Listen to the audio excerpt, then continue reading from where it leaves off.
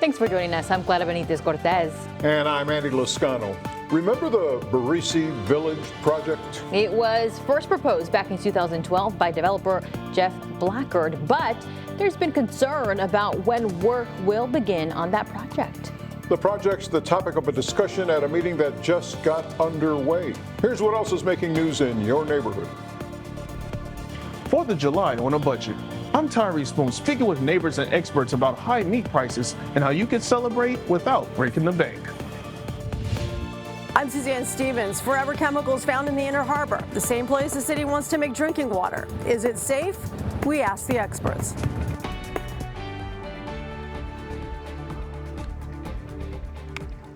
And we'll have more on those stories in just a moment, but up first tonight we begin with news about a meeting that's going on right now in council chambers. The meeting is to discuss the creation of TIRS 6. TIRS stands for Tax Increment Reinvestment Zone. TIRS 6 would fund the creation of the Barsi Village project at the old Faro Valley Golf Course. Developer Jeff Blackard first proposed the project in 2012. It would turn the country club into an Italian-style village development with restaurants, shops, housing, a hotel, and a golf course. According to documents from the meeting's agenda, the project would cost $52 million. It would also create more than 1,000 jobs and have an economic impact of more than $127 million. However, during their June 11th meeting, Nueces County commissioners expressed concern about why there's been no movement on the project. Some even questioned whether it will even happen. Neighborhood News reporter Tony Jaramillo is at tonight's meeting. He'll tell us what happened tonight at 10. I'm Tyree Spoon, your Northwest Neighborhood News reporter.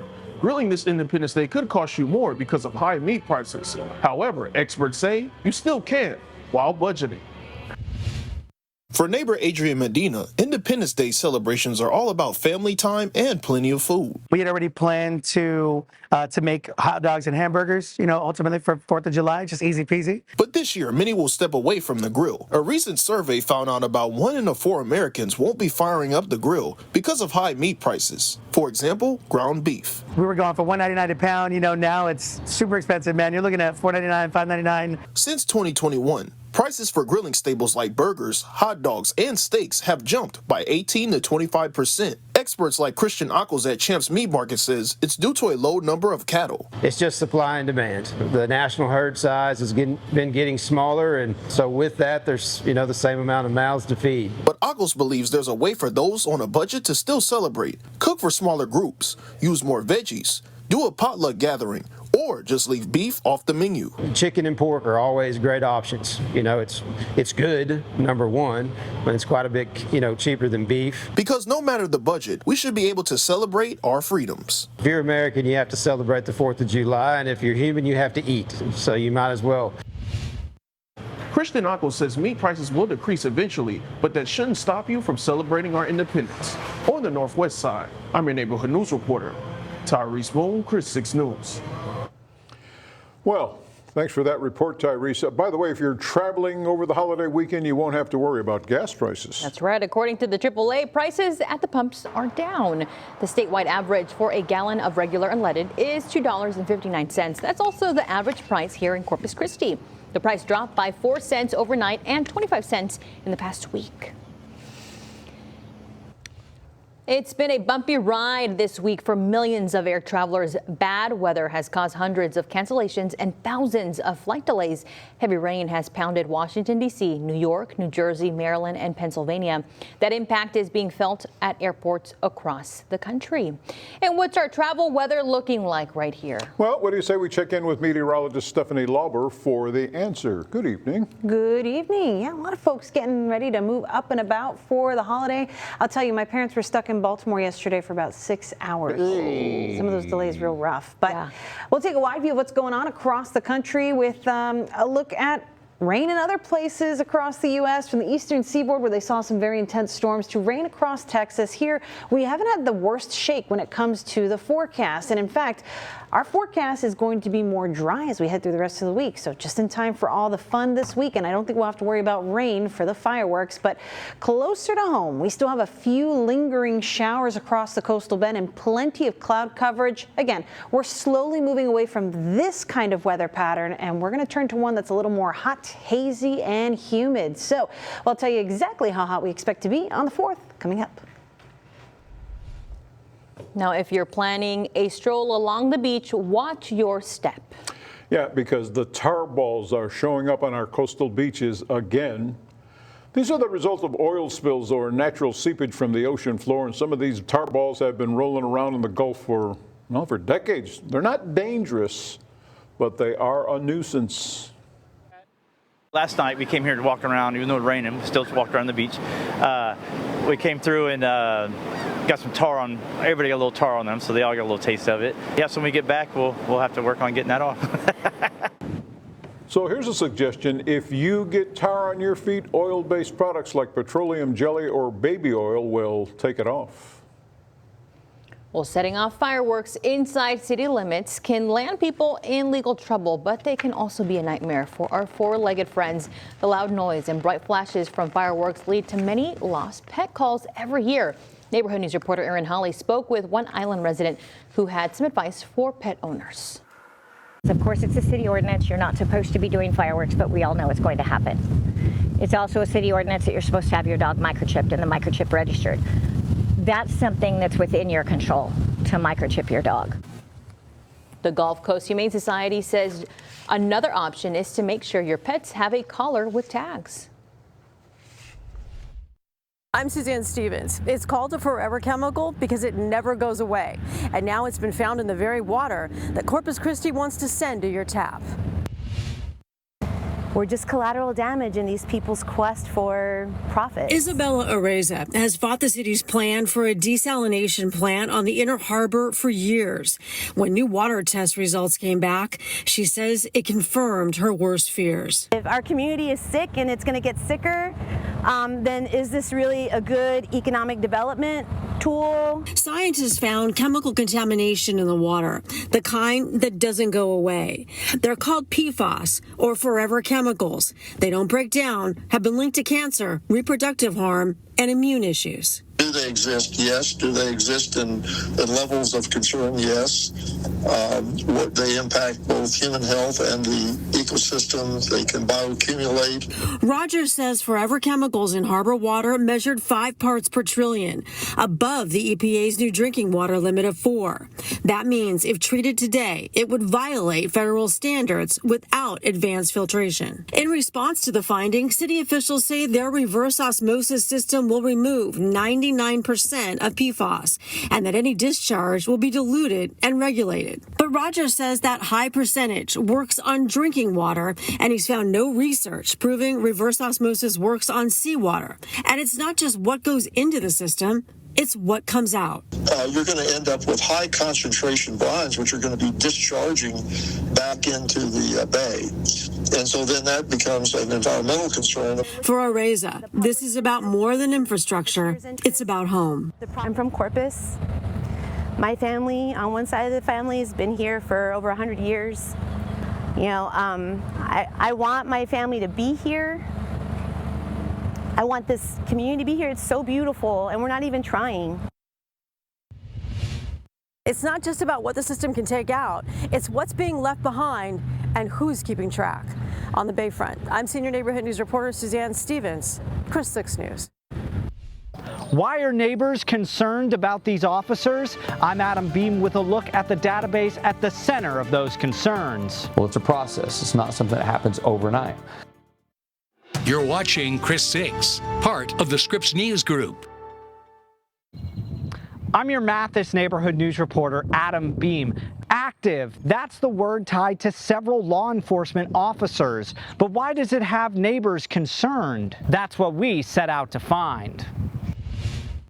It was in February of 2024 KRIS 6 first reported on the arrest of former Mathis Police Chief Marshall Rausch. Rausch pleaded guilty to tampering with evidence and was sentenced to 10 years in a state prison. That was in October. But if you search for him on the TCOL public database, you'd find he's still listed as an active peace officer. In fact, our team was notified by several concerned citizens that other officers either convicted of or facing criminal charges also have active listings. We took those concerns straight to the top. We sat down with TCOL Executive Director Greg Stevens, who says the TCOL system is far more complicated. Well, it's a process. It's not something that happens overnight. I, as Executive Director, will recommend revocation, suspension. It's the 9 commissioners appointed by the governor who have the authority to revoke or suspend their license. Stevens says that it's a time-consuming process, but assures everyone that even if an officer's license is listed as active, they cannot be hired by another agency. We have processes in place that if they, one, have been convicted or they're facing criminal charges, we have a hold on that license. We would not accept appointment at another agency. But those who rely on the public database argue the agency should be more transparent. Stevens says improvements could be made. We know that we can make it better, but if you look at the whole package of sunset things that we've got to do, we still got a ton of stuff. Once we really get to there, we are going to go back and then look for improvements on each one of these things. Greg Stevens tells us that TCOL will continue to work on the public database to improve transparency for its users. Reporting in Mathis, I'm Adam Beam for KRIS 6 News. Thank you. Funeral services were held this morning for an unaccompanied veteran. But he was not alone.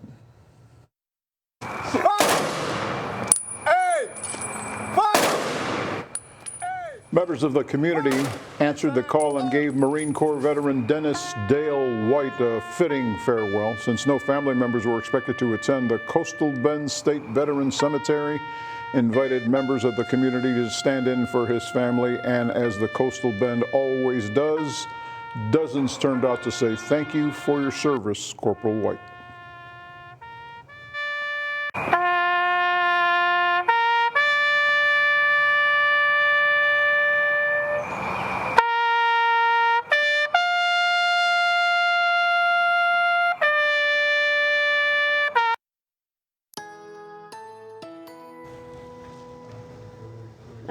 Good evening. We're giving you the view from the First Community Bank camera. This one sits atop the USS Lexington and gives us a wonderful view of the harbor bridge, and the new harbor bridge. So we're looking good out this way, lots of clouds, but I think the best view might come from here. This is the CCAC camera out at Snoopy's. We've turned it around for you so you can get this, what looks like an artist rendition of the Laguna Madre, but we are looking gorgeous out there. Not too bad. And while we've got all these different layers of clouds, it's a sign, foreshadowing of what's to come in our forecast. As things start to slowly chip away in our rain forecast, we're going to start clearing things up. So the radar right now still has some green on it. It looks more than it is, though. We haven't had a whole lot of intense rainfall today, as all that goodness, that tropical moisture, thanks to what was Tropical Storm Barry, we're starting to see the end of that good luck streak for the rain. But this has been very helpful for us. Right now we have some showers in northern Bee County and some even speckled across Live Oak County, but kind of dancing around Cho Canyon where we would like it to be, of course. And Lake Corpus Christi also not looking very eventful right now. Off along the coast, some showers have been dancing over the Gulf. A few of those actually trying to come in across Highway 35, but that's north of Rockport and Fulton. That's up toward about Oswald, Tivoli, so not really very impactful unless you are in far north or Refugio County, where just a quick little shower dancing across the radar here. And then as you head south, our southern neighborhoods also getting a few little sprinkles around the area. Falfurrias to the west of town, if you're traveling, say from 77 to 281. That intersection there with that McDonald's, gonna be dry, but on the way to it, that's where you'll find some of the showers out there. This is also missing Fremont right now, so if you couldn't tell, this is just more of a cloudy day than a real rainmaker for us, but we aren't quite done. We still have the possibility of a few showers tomorrow morning, so really we could start putting that raincoat away as we go through the late morning tomorrow. All right, the KRIS 6 Neighborhood Weather Network gives us a close-up view of rainfall today near Lake Corpus Christi. You could see we didn't really do too good, but near Choke Canyon, that's where things are a little better. We have something on the board here, a few hundredths of an inch, 11 hundredths off one of our George West Neighborhood Weather Network stations. That helps, but you know what, we really can't complain considering how beneficial the past couple of days have been. And speaking of beneficial, tomorrow, we will give you an updated drought outlook. It's Thursday tomorrow, so that's when the drought monitor updates, and we'll have a complete look at how we've done week to week. But judging by all the color on this map, and keep in mind the drought monitor stops on Monday and then tabulates for Thursday, so it won't have all this goodness included in it. We'll see some improvements. I also want to note that our lake levels haven't seen a huge improvement day to day, even though we've had this good rainfall. It's going to take some time for this water to move down the watershed and make improvements at Choke Canyon and Lake Corpus Christi, but you can tell from all the greens, yellow, oranges, and reds, we've had more than 1 inch of rain, a couple of inches since Sunday when we started seeing this tropical moisture from Barry move into South Texas. So we can't complain. This has been some pretty good weather for us overall. Near Lake Corpus Christi, it looks like we may have even picked up 2 to 3 inches there since Sunday. So I do expect those lake levels to make some improvement as we head into the next couple of days. But by far, our southern neighborhoods were definitely the winners with this stretch of rainy days overall. We've all kind of benefited from the break in the hot July weather that we typically expect heading into the month. Temperatures hanging out in the 80s for everybody here.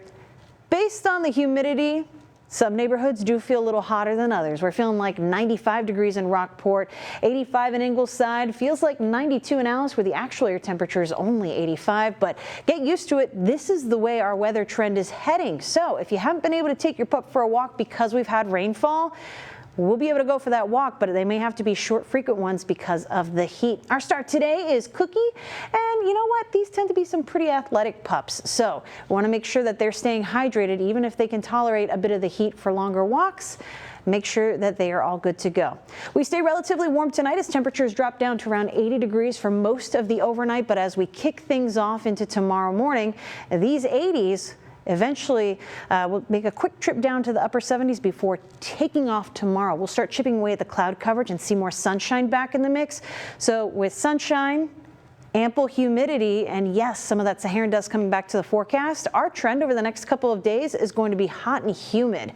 We continue to see the Saharan dust hanging out over the Gulf. Looks like we'll get another batch on Friday. So keeping in mind some of the smoke from the fireworks after the celebrations Friday evening, some of the Saharan dust, if you're somebody who has pulmonary issues, respiratory issues, might be a good idea to spend more time indoors, maybe mask up. That could help because this could be a bit of a problem for you. So definitely keep that in mind for any holiday weekend plans you may have, but you could put the raincoat away once we get past, say, tomorrow morning. Rain chances are really going to be looking very slim as we head on into the weekend and looking a lot better. In fact, look at how those clouds start to break up heading on into Thursday. Any lingering rain looks to stay to our west, aka the watershed may have a little bit more time to pick up on rainfall, but we're good. We're going to start transitioning to more sunshine and more heat in the forecast as we head on into the holiday weekend. So for the 4th of July, I've got a high temperature of 93 degrees.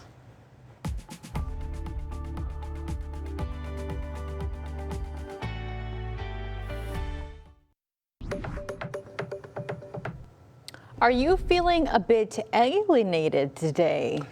Well, that's probably because today is World UFO Day. Check out this fireball that streaked across the skies over the southeastern United States last week. Turned out to be a meteor. But not all lights in the sky are identified. World UFO Day was created to raise awareness of, quote, the undoubted existence of UFOs, close quote. Why July 2nd? Well, because on this day in 1947, a supposed UFO crashed in Roswell, New Mexico. So here's some facts to think about. In July 2022, the U.S. created the All-Domain Anomaly Resolution Office, or AARO, to investigate unidentified anomalous phenomena known as UAPs. That's the new term for UFOs. From May 2023 till June of last year, AARO received 757 reports of UAPs. The majority of those were identified as things like balloons, birds, or drones. 21 of the UAPs have yet to be identified. The truth is out there, Stephanie Lauber. Yeah, everybody tells at those shelf clouds that kind of look like the mothership rolling through, and now that we've had rain, we actually have photos of those shelf clouds in the Coastal Bend Weather Watchers group. But how beneficial was the rain? Let's take a look at our table here as we've gone through the month. July, at this point, July 1st, an average rainfall would give us about 0.42 of an inch. We overachieved yesterday and got more than a half inch. So far this year, we've picked up just shy of 12 inches of rainfall, and we're still behind, $2.11. That's what we've got to make up for here as we head forward. We usually pick up around 31 inches of rainfall over the course of the year. So, you know what? A little bit goes a long way. We won't see the end of the rain. There are some indications maybe as we head into the second week of July, we could see a little bit of rainfall, but I don't have any in the 7-day forecast aside from stray showers tomorrow morning. We'll be looking a lot better with a dry, hot, hazy, humid 4th of July weekend ahead. All right, Stephanie, thank you so much. And thank you for tuning in to KRIS 6 News at 6. We invite you to join us again for more news from your neighborhood coming up tonight at 10 right here on KRIS 6. See you then.